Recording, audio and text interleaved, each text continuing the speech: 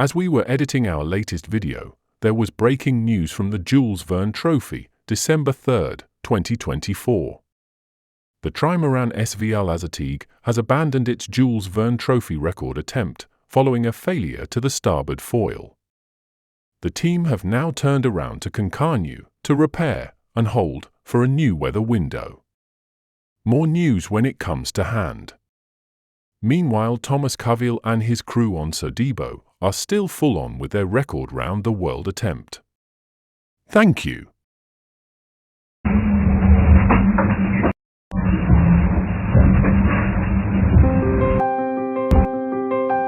Un départ plutôt pas si mal que ça, ou près, c'est pas une config très classique pour partir sur un tour du monde le plus rapidement possible, mais nos bateaux vont vite, donc on s'en sort pas si mal que ça.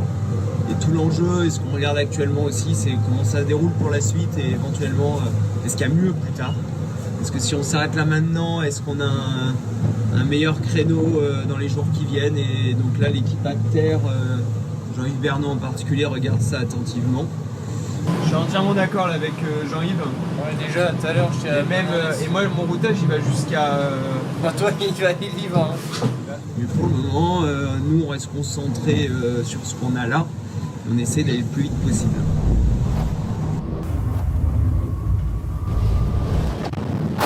La mer n'est pas très organisée, c'est compliqué d'aller vite. On essaye de pas trop jouer à saut de mouton. Et ça avance.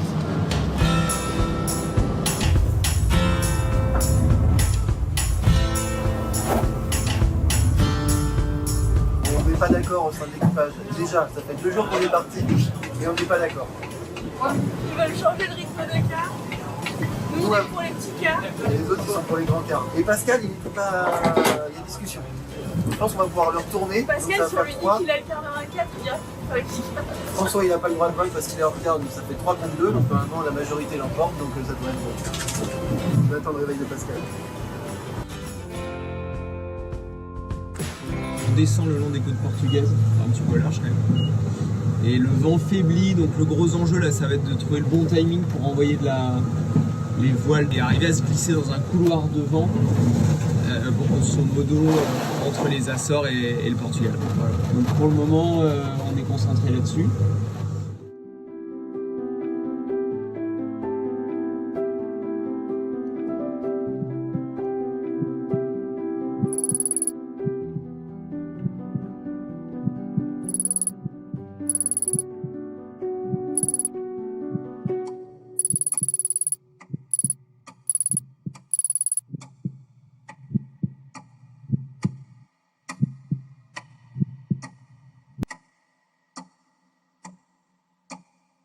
On n'est pas d'accord au sein de l'équipage. Déjà, ça fait 2 jours qu'on est parti et on n'est pas d'accord.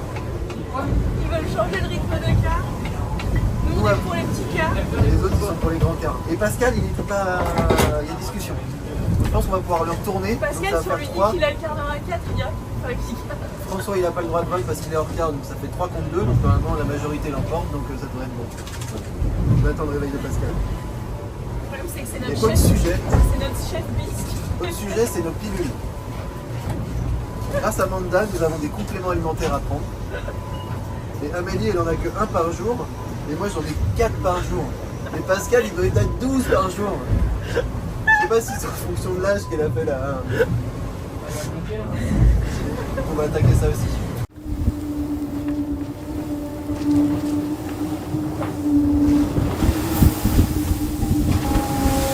Ouais, la transition avec l'anticyclone, elle n'est pas facile. On savait que ce serait un moment crucial, mais bon, il faut s'accrocher. Là, c'est chaque grain, chaque nuage, chaque idée, elle est importante. C'est partie de l'exercice. Ouais. Et chaque fois que tu peux te reposer, manger, dormir, ben, ça fait partie aussi du jeu de prévoir la suite. Donc, faut plus essayer de se projeter que de gamberger.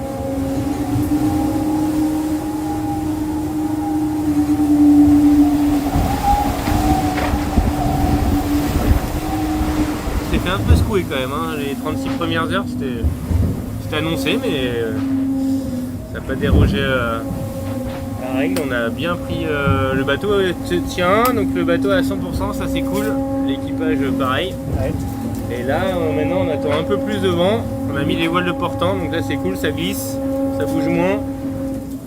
On n'est pas obligé de s'agripper. Et voilà. Direction le sud. Prochaine, à mon avis, quand je vais ressortir de ma sieste, je vais pouvoir enlever des polaires. Il va faire plus chaud, non? Ouais. On est prêt? Regarde.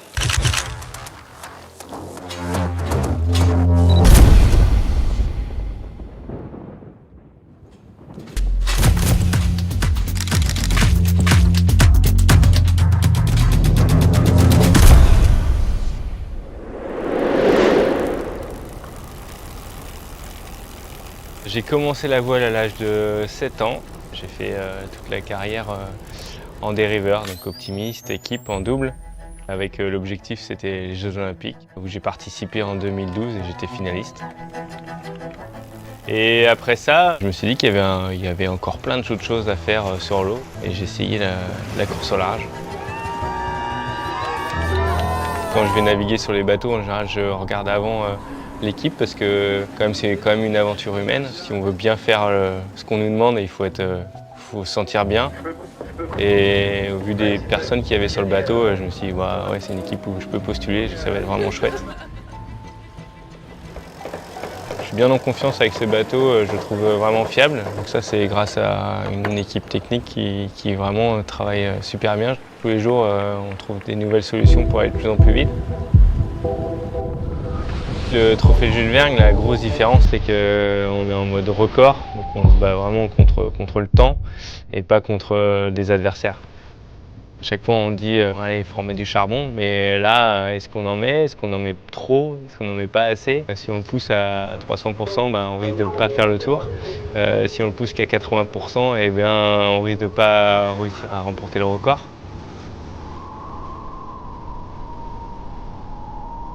Là, la préparation qui est mise en place, je trouve que c'est vraiment sympa dans l'équipe. Pas mal de préparation pour souder l'équipage, donc un peu de préparation mentale pour pas qu'il y ait de déçus, pour pas qu'il y ait de frustration. Donc ça, je trouve ça très très intéressant. Ce que j'aimerais apporter à l'équipage, mais je pense qu'ils sont tous comme ça, ils ont tous envie de gagner, mais ouais, c'est l'esprit de la gagne. C'est pour ça qu'on fait de la compétition.